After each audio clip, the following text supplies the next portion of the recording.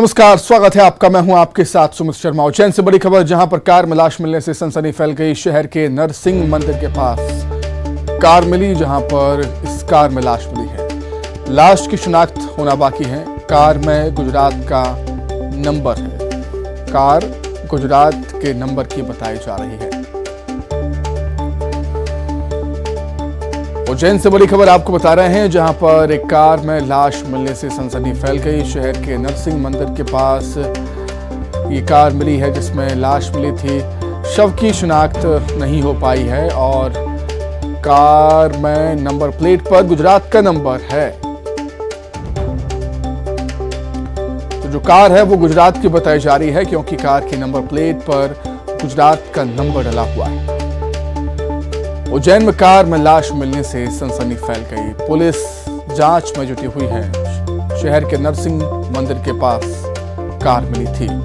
अधिक जानकारी के लिए बातचीत करेंगे संवाददाता अजय हमारे साथ जुड़ गए हैं फोन पर। अजय, क्या कुछ और जानकारी आपके पास? पुलिस क्या कह रही है अभी?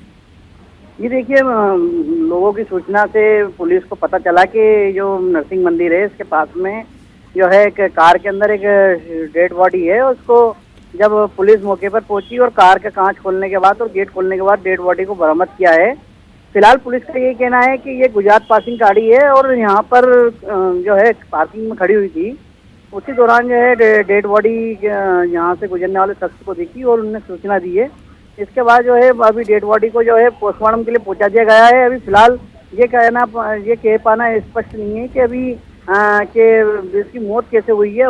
पुलिस का ये कहना है कि पोस्टमार्टम रिपोर्ट आने के बाद ही स्थिति क्लियर हो पाएगी और ये कहाँ के निवासी हैं और उज्जैन कब आए थे, ये भी अभी पुलिस पता लगा रही है। जी ठीक है जय, बहुत शुक्रिया तमाम जानकारी के लिए।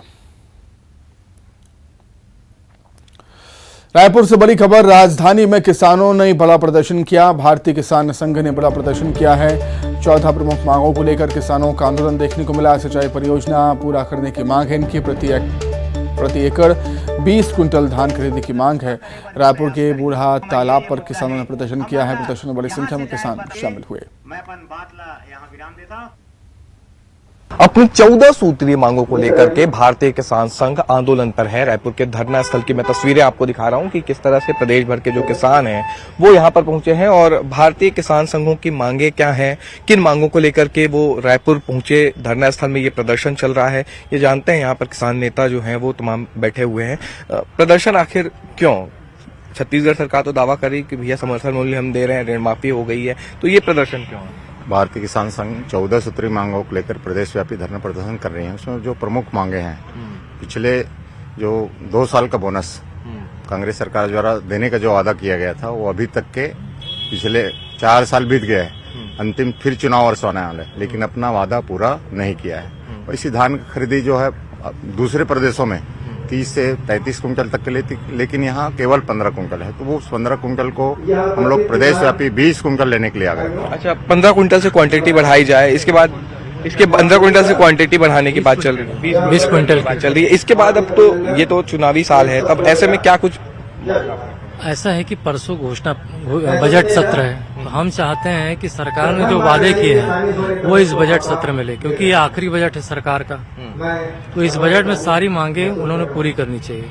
और अगर मांग पूरी नहीं होती तो आने वाले दिनों में उग्र आंदोलन। हाँ, उग्र आंदोलन तो गांव-गांव में जाकर के लोग किसानों को जगा करके लोगों को इकट्ठा करके एक उग्र रूप से जो हुंकार हमने दिल्ली में भरी है वही हुंकार जो है फिर यहाँ रायपुर यानी पूरे प्रदेश स्तर पे सरकार तो कह रही कि भाई ये किसानों की सरकार है, किसानों को सब कुछ मिल रहा है, तब ऐसी स्थिति में आंदोलन की नौबत क्यों आ रही है? हमारी वर्तमान सरकार है, पूर्ण शराबबंदी करके गंगा जल हाथ में लेकर घोषणा किए थे, लेकिन पूर्ण शराबबंदी नहीं हुई और उल्टा घर घर शराब पहुंचाई जा रही है, जिससे हमारे माता बहनें त्रस्त हैं। अत्याचार और अपराध हमारे बच्चियों के साथ बढ़ रहे हैं।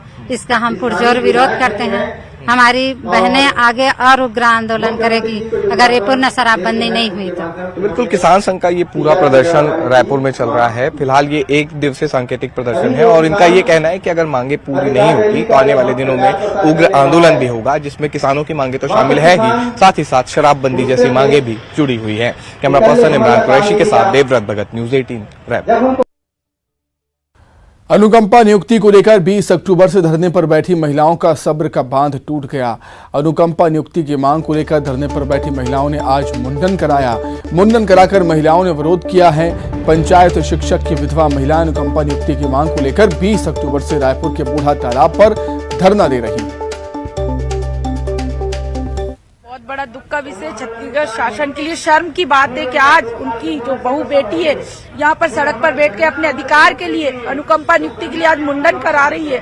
सरकार चेत जाए, अगर बजट सत्र में हमारी मांग को अगर पूर्ण नहीं करेगी ना तो जितनी विधवा महिलाएं बेटी है वो सब मुंडन कराएगी और ये छत्तीसगढ़ शासन के लिए बहुत बड़ी शर्म की बात होगी। मैं यही कहती हूँ सरकार से, आज उसके घर में होते, आज उसके बहू बेटी होते तो क्या करता वो? आज वो टीचर के पत्नी होते, उसके बहू बेटी होते टीचर के पत्नी, तो आज ये दिन देखते क्या सीएम।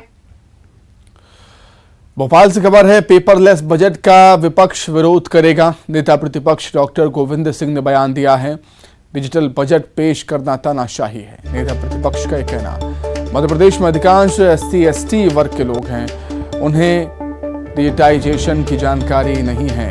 हम डिजिटल बजट का विरोध करेंगे। गोविंद सिंह ऐसा कहते हैं। पेपरलेस बजट का विरोध करने की बात कही है नेता प्रतिपक्ष ने।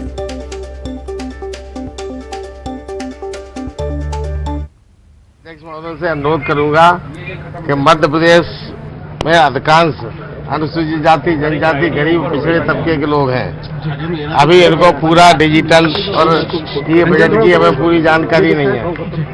इस तरह का प्रक्रिया जिसमें लोगों का जनमानस पक्ष में नहीं हो, ज्यादा लोग इस बात को नहीं चाहते हो, जबरदस्ती तानाशाही तरीके से लिखित पेपर न देकर डिजिटल बजट देना, मैं इसका विरोध करूंगा। वहीं भोपाल में किसानों के मुद्दे पर सियासत गरमाई है। हल लेकर विधानसभा पहुंचे थे जीतू पटवारी। कांग्रेस ने की है 3000 रुपए क्विंटल गेहूं खरीदी की मांग किसानों के लिए। विधानसभा के मेन एंट्री गेट पर भारी हंगामा हुआ कांग्रेसी नेताओं का सुरक्षा कर्मियों से।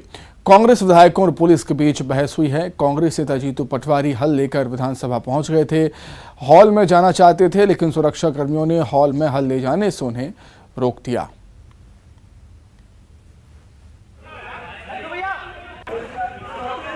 ये पुराना हल है, लकड़ी का हल है।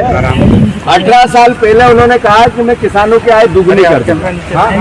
वो गेती से क्या, प्रति किसान का बेटा गेती लेके पहुंचा, उस गेती से क्या खोदने गए थे वो समझ में प्रदेश की जनता को नहीं आया। किसानों की आय दुगनी करनी थी, ये प्रतीक है हल किसान का। मैं अनुरोध करना चाहता हूँ मुख्यमंत्री जी से कि आप किसानों की आय दुगनी का आपका वादा है। 3000 रुपया क्विंटल गेहूं का तारीख होना है।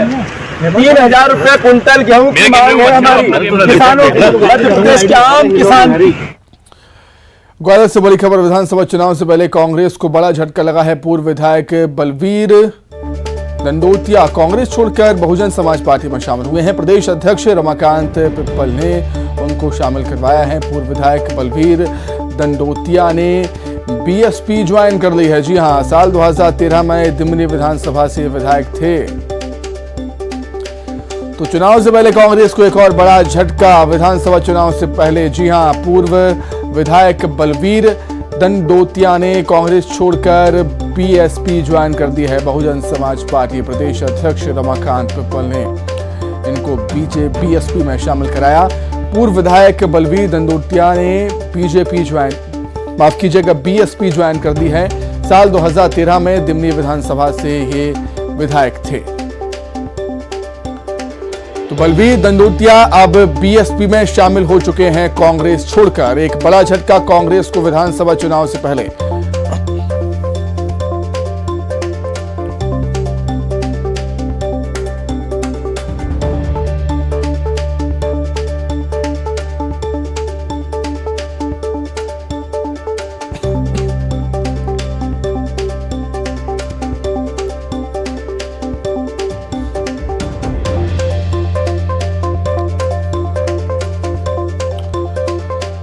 ग्वालियर से इस वक्त की बड़ी खबर। विधानसभा चुनाव से पहले कांग्रेस को बड़ा झटका लगा है।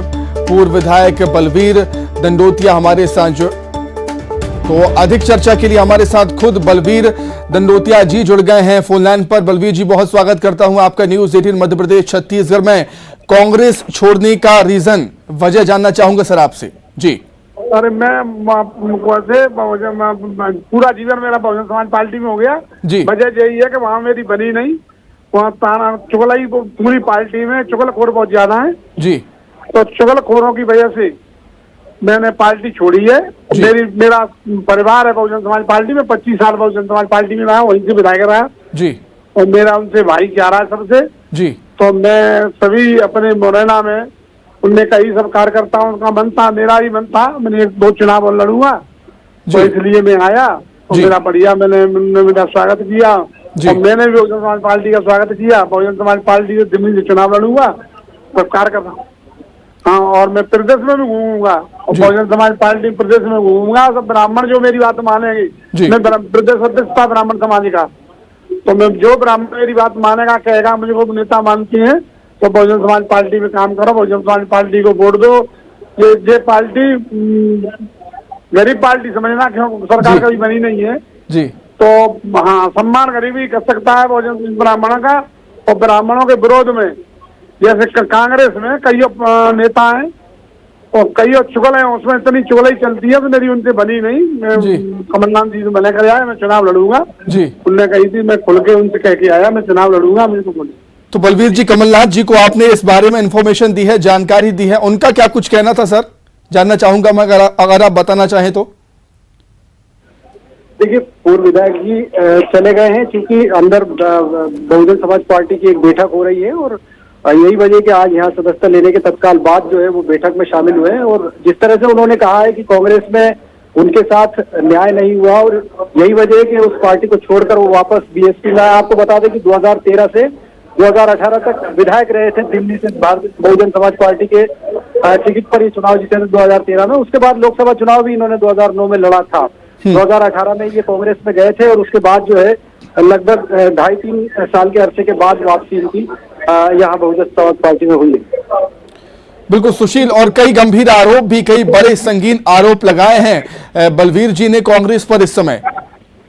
बिल्कुल, देखिए कहीं ना कहीं उनका आरोप है कि कांग्रेस में जिस तरह से भाई भतीजावाद फैला हुआ है, उसके अलावा जो आला नेता है वो भी गुटबाजी करते हैं और यही वजह कि इन सब चीजों से दुखी होकर जल्दी ही उनका कांग्रेस से मोह भंग हुआ है। और उनका ये कहना है कि बड़ी तादाद है ब्राह्मण समाज की मुरैना सहित ग्वालियर चंबल अंचल में, तो अब वो बीएसपी में आने के बाद ब्राह्मण समाज को पूरे मध्य प्रदेश में बीएसपी से जोड़ने का काम करेंगे। साथ ही 2023 के चुनाव में भी वो मुरैना से उतरेंगे।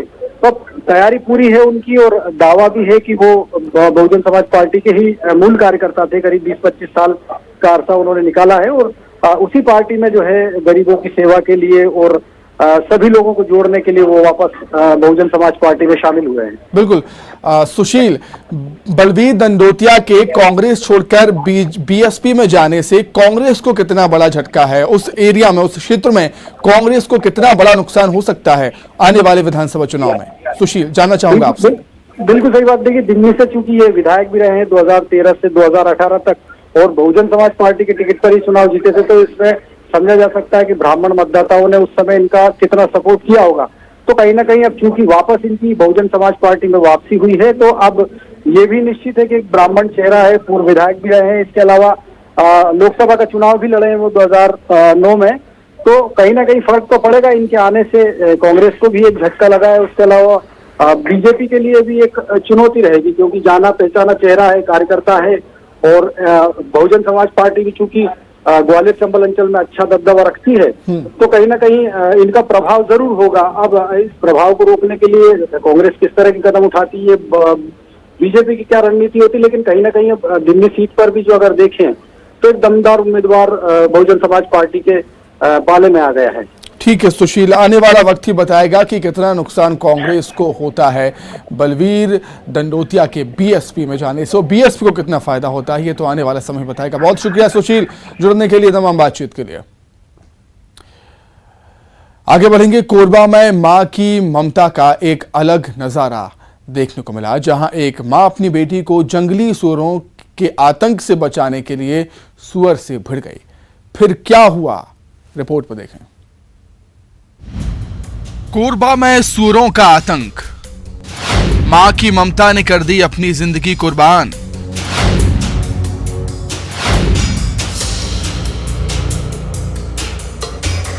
ये तस्वीरें बहुत विचलित करती हैं, इसलिए हम इसे ठीक से दिखा भी नहीं सकते, लेकिन बता जरूर सकते हैं। बता सकते हैं उस मां की कहानी, उस ममता की कहानी जिसने अपनी बच्ची की जान के लिए अपनी जान की कुर्बानी दे दी। ये घटना कोरबा के पसान वन परिक्षेत्र के तेलिया मार की है, जहां एक महिला खेत में अपनी बच्ची के साथ मिट्टी लेने गई। मां बेटी दोनों मिट्टी की खुदाई कर रही थी, तभी अचानक कुछ ऐसा हुआ जिसके बाद बेटी के सिर से मां का आंचल छिन गया।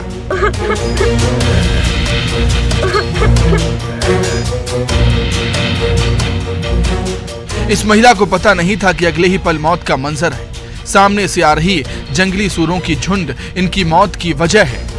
हुआ कुछ यूं कि महिला अपनी बेटी के साथ खेत में जब मिट्टी के लिए खुदाई कर रही थी, तभी जंगल की ओर सूरों का झुंड आ रहा था। महिला को लगा ये भैंसों का झुंड है। महिला इससे बेखबर मिट्टी की खुदाई करती रही, बेटी भी साथ थी। तभी अचानक से जंगली सूरों के झुंड ने उसकी बेटी पर हमला कर दिया। जैसे महिला की नजर पड़ी, फिर क्या था, अपनी बेटी को बचाने के लिए इस खतरनाक जंगली सुअर से भिड़ गई। महिला तब तक सुअर से भिड़ी रही जब तक बेटी सुरक्षित नहीं हो गई। कोई 5-10 मिनट नहीं बल्कि आधे घंटे तक जंगली सुअर के साथ लड़ती रही मां, और देखते ही देखते सुअर के हमले से महिला की मौत हो गई। लेकिन इतना ही नहीं, महिला मरते मरते भी अपनी बच्ची को बचा गई। महिला ने सुअर से इतना संघर्ष किया कि सुअर की भी मौत हो गई। क्या हो गया था बेटा? हम लोग गए थे माटी लेने के लिए। फिर हम लोग मेरी मम्मी खान रही थी, मैं ऊपर में थी। मेरी मम्मी बोली ऊपर में रहना, मैं दे रही हूँ। तो बहुत सारा भैंसा था, तो मेरे को लगा उसका बच्चा भी था भैंस का, तो मेरे को लगा कि भैंसा है बोल के। तो फिर जब मम्मी के पास जब दौड़ा, उसके पर कूदा, तब देखी कि भैंस वो चीज था, बड़ा था। अच्छा। मम्मी को चिल्लाई, बहुत चिल्लाई मेरे मम्मी, मैं भी चिल्लाई, मार दे के नहीं पाए हम लोग, नहीं सकी मम्मी को छुड़ाने के लिए। फिर आई, फिर पापा को बुलाई, तो पापा फिर गए उधर, फिर उधर गई थी बोलने के लिए गाँव तरफ। फिर सब लोग गए, फिर गई वहाँ पास में। सोचिए वो मंजर कैसा रहा होगा जब एक बेटी को बचाने के लिए महिला जंगली जानवर से भिड़ गई, और बेटी के लिए वो मंजर कैसा रहा होगा कि अपनी मां को अपने सामने दम तोड़ता देखा होगा। इस मां की ममता ने अपनी बच्ची की जिंदगी के लिए अपनी जिंदगी को कुर्बान कर दिया। सर जैसे नियम है सर, उसका जो घायल मृत्यु हो गया, घायल क्या है सर, वो तो आप लोग देखिए रहे सब कोई, तो उनको 25,000। जंगली सुअर की भी जो मृत्यु है उसमें क्या प्रक्रिया रहेगी सर? तो उसके वो कैसे मरा, उसके विषय में तो सर अब डॉक्टर उसका वो करेंगे सर, अब कि कैसे कैसे है उसका आगे। और कोई घायल भी हुआ क्या? एक तो लड़की है बता रहे हैं सर, उसको घर ले गए हैं। लोगों का आरोप है कि आए दिन जंगली सुअरों का आतंक रहता है, तो सवाल उठता है कि वन विभाग क्यों एक्शन नहीं लेता। क्या वन विभाग समय से घटना स्थल पर पहुंचता तो हो सकता था एक बच्ची के सिर से मां का सहारा ना छिनता। और सवाल यह भी उठता है कि क्या मौत की कीमत महज 25,000 है? इस मौत ने कई लोगों को सवालों में लाकर खड़ा कर दिया है। एक वन विभाग जो सिर्फ हाथों पर हाथ रखे बैठा है और जंगली जानवरों के आतंक से छुटकारा से कदम नहीं उठा रहा, तो वही इंसान की मौत पर 25,000 के मुआवजे पर भी सवाल है। कोरबा से अब्दुल असलम की report, news 18। Indian cricket team के ऑलराउंडर अक्षर पटेल पत्नी मेहा के साथ महाकाल मंदिर में बाबा के दर्शन करने के लिए पहुंचे। भस्म आरती में दोनों शामिल हुए थे, भगवान महाकाल का आशीर्वाद भी लिया। दोनों ने पिछले महीने शादी की थी जनवरी में। अक्षर पटेल और मेहा ने साथ बैठकर करीब 1 घंटे से अधिक समय नंदी हॉल में बिताया। भस्म आरती के बाद दोनों गर्भगृह में जाकर बाबा महाकाल का अभिषेक पूजन करने के लिए पहुंचे थे। तो अक्षर पटेल अपनी पत्नी मेहा के साथ बाबा के दरबार पर पहुंचे हुए हैं। आपको बता दें, इंदौर में 1 मार्च से ऑस्ट्रेलिया और इंडिया के बीच टेस्ट मैच होना है और टीम इंदौर पहुंच चुकी है। तो जो कई क्रिकेटर्स हैं, खिलाड़ी हैं, वो बाबा महाकाल के दरबार पहुंच रहे हैं। आपको बता दें कि एल राहुल अपनी पत्नी आथिया के साथ भी बाबा महाकाल के दरबार पर पहुंचे हुए थे और आज अक्षर पटेल भी अपनी पत्नी मेहा के साथ बाबा महाकाल के दरबार पर पहुंचे। बहुत ही अच्छा लगा ये भस्म आरती। मतलब मैं 5 साल पहले भी आया था, 2016 में आया था इधर, और तब मैं भस्म आरती नहीं कर पाया था, मैं थोड़ा लेट हो गया था, तो 7 बजे की थी। तो आज मेरा बहुत साल से मन था कि भस्म आरती करूं, और एक अच्छा भी दिन था कि शादी भी हुई है और शादी के बाद हम साथ में आए, तो और मज़ा आया। और जो भस्म आरती मैंने अपनी आंखों से देखी वो बहुत ही अच्छा सुकून मिला और मज़ा आया कि, और जो दर्शन मैं सामने से जो बैठ के करना चाहता था वो हुआ, तो बहुत ही अच्छा लग रहा है। आप क्या संदेश देंगे? मैं संदेश यही देना चाहूँगा कि ये सब अपने भक्ति के ऊपर है, जो भक्ति करता है वो अपने मानता है। मैं मानता हूँ, भक्ति करता हूँ मैं, इसलिए मैं इधर भोलेनाथ के दर्शन करने आया हूँ। बस आप अपनी भक्ति को मानिए और आप जो आपको सही लगता है वो करिए, भगवान भोले आपके साथ है। बाबा महाकाल की नगरी में सबको आना चाहिए, बिल्कुल उनके दर्शन करने चाहिए, भस्म आरती देखना चाहिए। भैया ये संदेश तो मैं देता हूँ, लेकिन वो तो देखो अपनी अपनी चॉइस है, मैं किसी को अपने ऐसा फोर्स नहीं कर सकता, लेकिन अपनी अपनी चॉइस है, जिसको अगर अच्छा लगता है, जो ये श्रद्धा की बात है, जो श्रद्धा में मानता है, जो मानता है वो आता है, उसको बोलना नहीं पड़ता है। जो नहीं मानेगा वो आप बोलने से बात भी नहीं आएगा। तो बस अपनी श्रद्धा को फॉलो कीजिए। आपको लगता है कि मुझे महाकाल के नगरी में जाना है, दर्शन करना है, तो आइए, जैसा आपका मन करे, आपकी श्रद्धा करे। तो इसी के साथ ही फिलहाल इस बुलेटिन में इतना ही। खबरें लगातार जारी है। नमस्कार।